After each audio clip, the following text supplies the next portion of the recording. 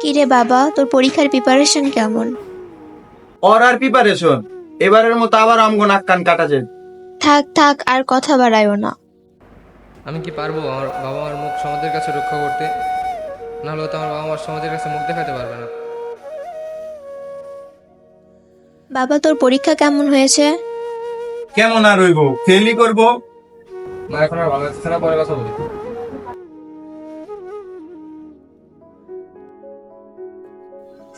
তোর তো আজকে রেজাল্ট দেওয়ার কথা, রেজাল্টটা দেখা না, রেজাল্টটা কি আসছে? রেজাল্ট আর কি দেখবো, হয়তো ফেলই করব। সমাজের কাছে আমার নাক কান আবার কাটা যায়। কি যে বলো না, সব সময় আজাইরা কথা। আগে ওর রেজাল্টটা তো দেখতে দাও তো। আচ্ছা আম্মু, দেখতেছি। পরীক্ষার রেজাল্ট ফেলে আসলো, ফাঁসি দেওয়া ছাড়া উপায় নাই।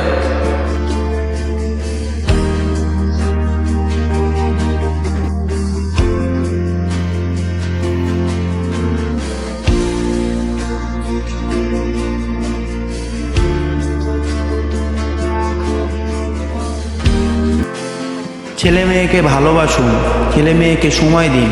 রেজাল্ট খারাপ হতেই পারে, কিন্তু ছেলে মেয়ের কিছু হয়ে গেলে সেটা আর ফেরত আসবে না। তাই রেজাল্ট নয়, ছেলে মেয়েকে ভালোবাসুন।